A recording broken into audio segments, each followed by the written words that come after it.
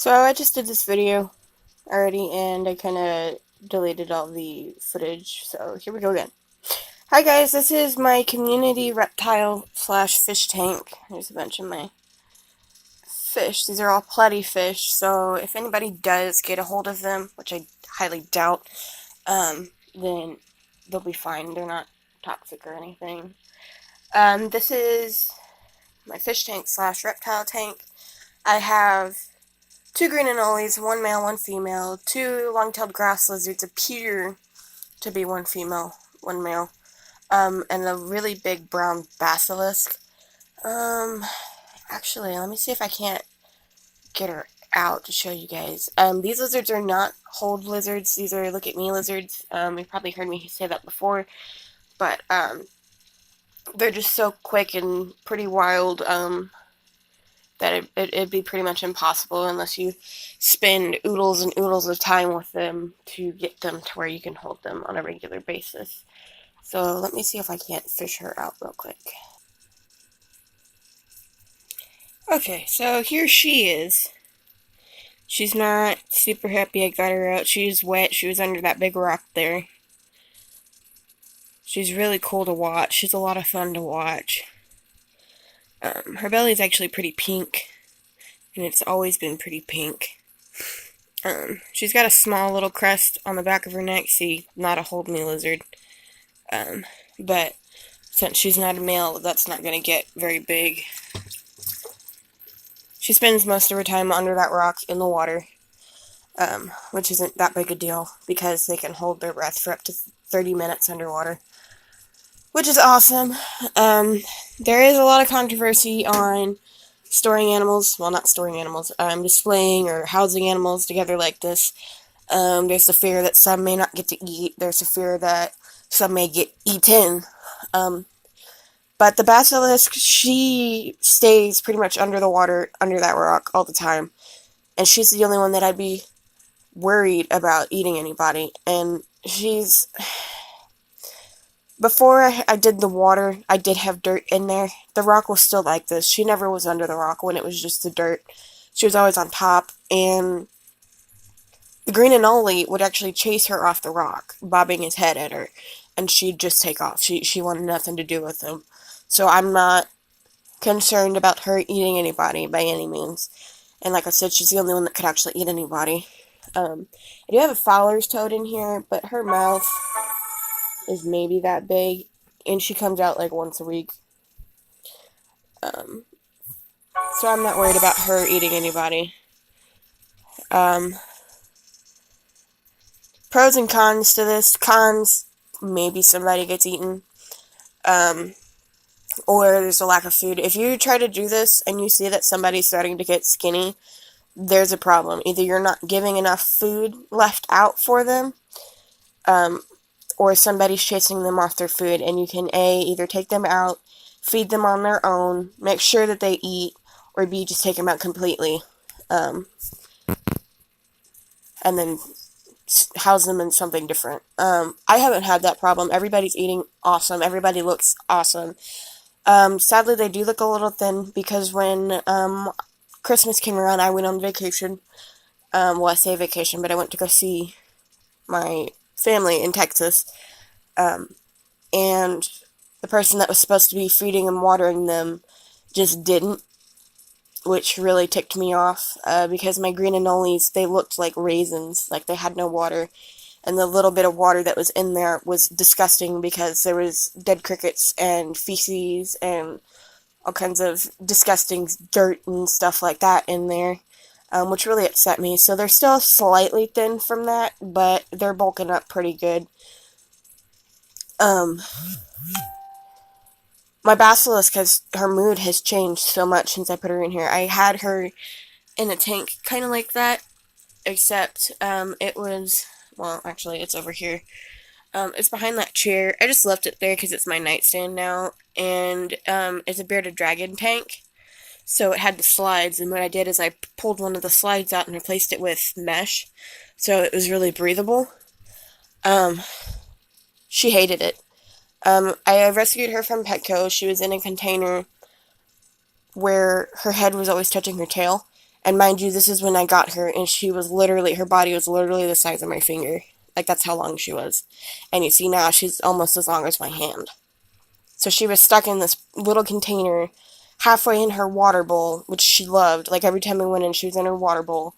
And, I ended up buying her. I felt so bad. So now we have this. In the other tank, I made a little ledge for her to sit on, a hanging ledge. She would sit there in the corner all day trying to dig out of the cage. And I felt really bad for it. And this was my snapping turtle tank. I ended up having to rehome her. She got extremely aggressive to where I couldn't handle her. She was wild caught, so that was to be expected. But this is what that was. And so I moved her and the toad and my garter snake in here, because obviously the garter snake's head is only maybe that big. There's no way he's going to eat the toad or my basilisk. He's been housed with the toad pretty much since I've had him. So there was no worry about that, but when I did this and I put the smaller lizards in here, I made the decision to take him out because I'd watched him, and even after being fed, he would still hunt the small lizards. So I took him out shortly after, and he's in his own tank. But yeah, anyway, so I put her in here, and her demeanor totally changed. She was out all the time. She was running around, looking, hunting all the time. And then when I put the water in, because we're moving to a smaller house, and I won't be able to have a bunch of big tanks. And I thought, well, why not? Basilisk loves the water, so she can swim all she wants. I can still keep my fish, which helped me a lot, because I love my fish. I adore my fish. And since she's in the water all the time, then the little lizards can have the land, which is awesome. But she's in the water, I'd say 23 hours out of the day. She'll come up maybe an hour, hour and a half, and bask, warm up. And since I've put her in here, she's shed twice. And that's been like maybe 2 weeks, which is awesome, because in the other tank I had a really big problem with getting her to shed. So this water, the high humidity and all of that has helped a lot. It's also helped my green anolis. It was so hard to keep their humidity high in their small tank and hot enough to where they were active enough, not lethargic or anything. But with this, I can keep it as hot as I need to, but the humidity is going to stay constant because of the water, which is amazing. I have seen the green anolis fall into the water. They're actually excellent swimmers. What they'll do is they'll climb over here and then they get on the glass, because they're one of the only arboreal lizards besides geckos that can actually cling to glass.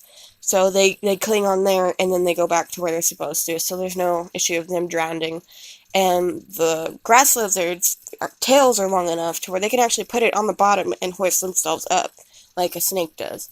So I've seen them do that a couple times. There's been no issues with anybody drowning or anything like that.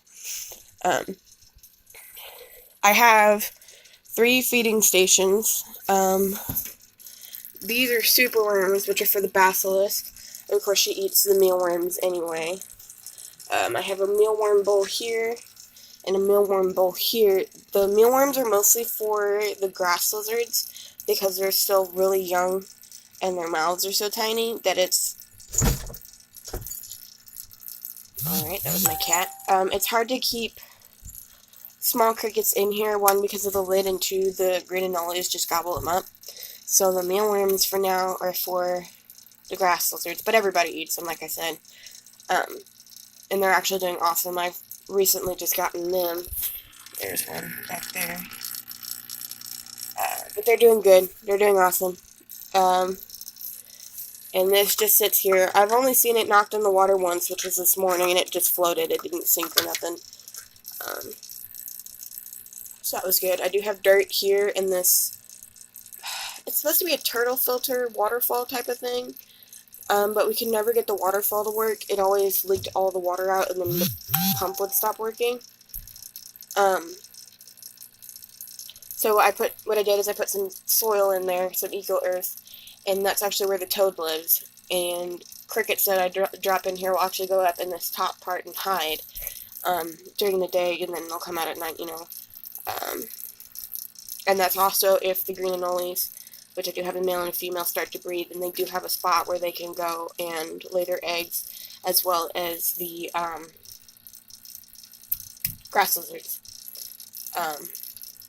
So this is just a big slab rock. It's sitting up on two big boulder-type rocks on the bottom. And then I have this large piece of wood, and it's actually L-shaped, so part of it's in the water, but most of it's up on the land. So that's working out good. You've probably seen this guy in a lot of my videos. I have him in almost every tank. And then this was on the bearded dragon's cage, but he kept knocking him around and stuff like that, so I kind of felt bad, so I moved him over here. I would have put these in the water, but I'm not sure if they're fish safe, so I just didn't want to risk it. And this stick, if you're wondering, it's actually from a Halloween costume. At the end, it's got a globe with some like purple dust in it, and it's got water, and you can turn it and it'll swirl the dust around and stuff. I used it once, and then I was like, I really don't have anywhere to put this, so I put it in my Basilisk tank, which she loved it. The green anolis love it, so that's working out great. Up here, I just have this bar light. I put black Gorilla Tape on the top of it, because it would just, all the light would blind you, you know, and TV's right here, so you're trying to watch TV, it's difficult. It's the Xbox thing, and then I have two mini domes. This one's a lower wattage than this one. I think this is a 25 and this is a 50. And like, the female green only likes this one and the male likes this one. And the grass lizards, they'll go to both. They'll alternate between both. This is more for my water plants that I have in the water. And also, just really for lighting. Let's see what else. The fish are doing great. They're breeding. I see a lot of fry in the bottom. You probably can't see. Snails, surprisingly, are doing great. These are young mystery snails, black mystery snails. And actually, the day after I put everybody in here, then my black mystery snail laid those. Those are eggs.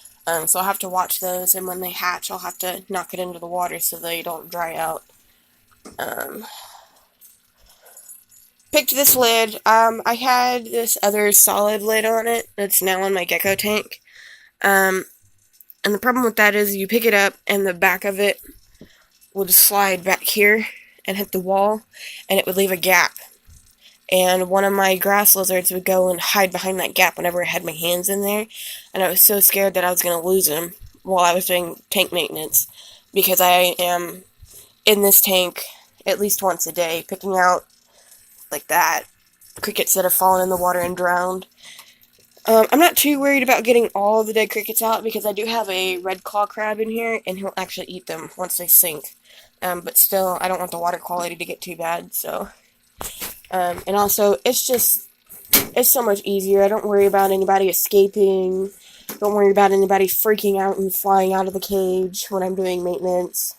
So, this hinged lid is awesome. I'd highly recommend it. Also, it's a lot heavier duty with the thing down the middle than this other one that I had on here. So, when my cats try to sit up here, I don't have to worry about the mesh falling through and then just total disaster. So, it's a lot more sturdy. So when my cats do get up here, I don't let them get up here, but sometimes they do anyway. I don't worry about them falling through.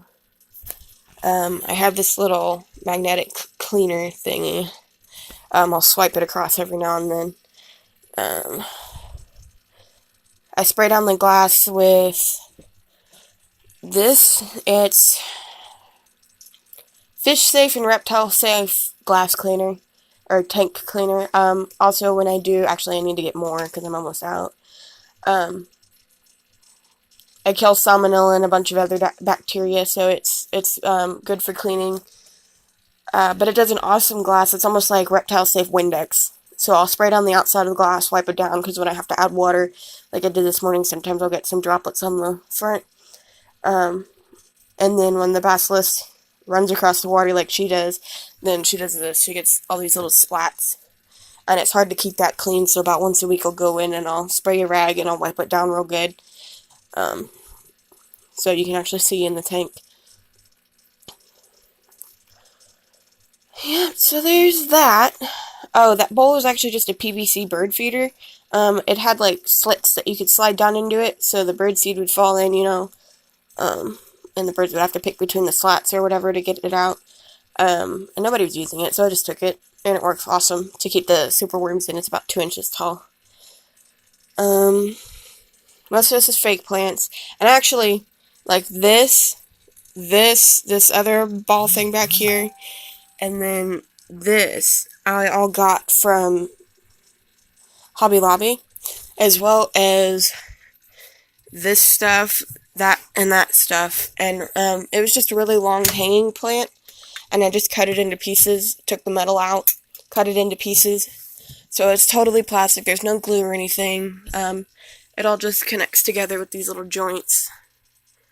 So it's just straight up plastic, there's no worry about anything, so I can take it, clean it really good, all that good stuff. This is my 40-gallon Gecko tank. I have 2 clips because the cats do try to get in here.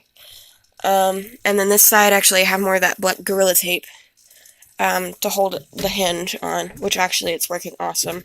I was afraid, you swing it open so many times it might start to fall off.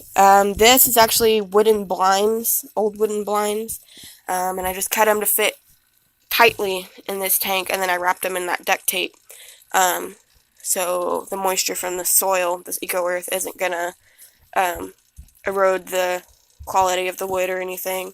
Hold it in. I did have cardboard here, and actually I had the cardboard on the outside, but I had a real problem with the dirt. Well, you can probably still see the dirt falling out the bottom and started to rest this on that other lid.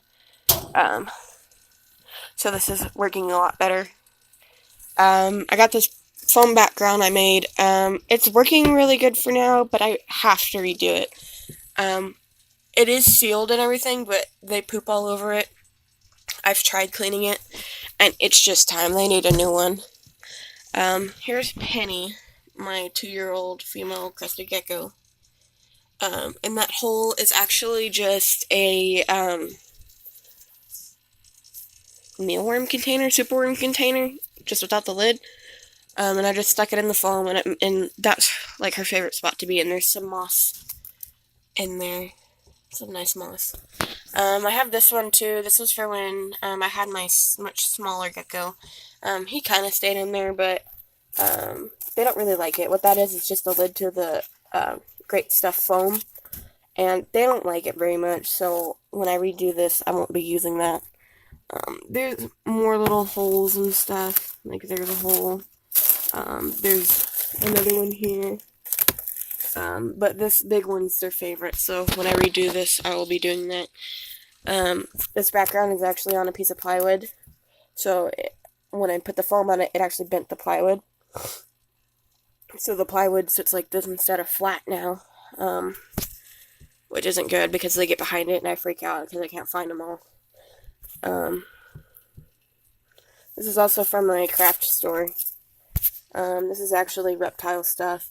This is their water. I keep it pretty full all the time. And there's actually an egg there. I don't know if that's fertile or not. We'll just...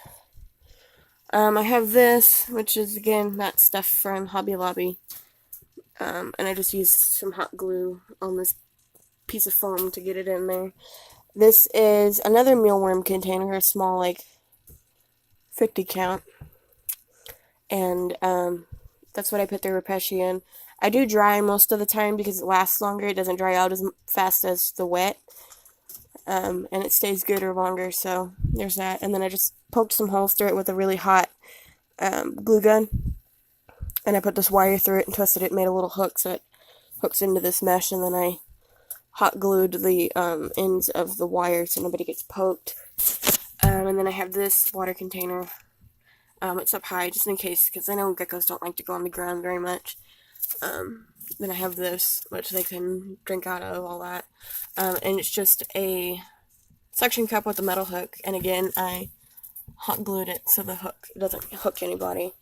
Then there's this. I actually cleaned this. I need to get that spray and clean it really good, but I think the green actually came off. I'm not sure, but this is my Super Harley Quinn male sergeant. This is my 7-year-old Dalmatian female mocha. And then, like I said, I got Penny right here. I do have another gecko, but she has a tail. All of these guys are frog butts. So, when I give them crickets, I don't have to worry about them mistaking a tail for a cricket. Which has happened. So there's no tail nipping going on. And Candy, which is my star, beautiful gecko, is actually in her own vivarium. Yeah, these three have no problem hanging out. There's enough space for everybody to get away from each other. This is a 40-gallon tank. Recommendation, if you're going to do this with a big tank like this, don't plan on using it for anything else. I'd always leave it like this because the bottom of this actually cracked. This bottom panel is actually cracked. So you wouldn't be able... This is just a 40-gallon breeder fish tank, so you wouldn't be able to do aquatic it or anything like that in it. And then plus the cracked glass looks bad, so having it like this is awesome. Or if you're looking for a tank to do this with, find one that has a cracked side panel so you can turn it up on its side. Get it for cheaper, but I think this is like $40 at Petco on their $1 a gallon sale, so that worked awesome. I do have a small light up there. That's literally just like a normal light fixture light bulb in there. It's not a heat light or anything. Oh no, wait. It is a coil, but it's just a normal light. I like it so I can actually see in there, because when it's off, and I turn this off, then it's really dark, if you can see. So having this, I can see what's going on, and all that. Here's my cat. It's snowing, so there's that. This is Gizmo. She's not even 1 yet, but she's got feline pica, so she eats stuff she's not supposed to. Where's your face? Here's your face. Right there. I got Pusheen little stickers all over it and everything. That turns on at night. But yeah, that's my cat stuff. My geckos on my fish. Look how pretty they are. This one in the middle, I actually have had since he was born. And he was the only survivor of my last batch of pleties. Actually, he was born in that tank, too. So they're all doing awesome. And then this is my girl Candy's enclosure. It looks really dirty because I haven't really gotten in there and cleaned it really well. But I need to get some springtails to put in there. But yeah. So thanks for watching. If anybody has any questions, feel free to comment. And I'll see you guys next time.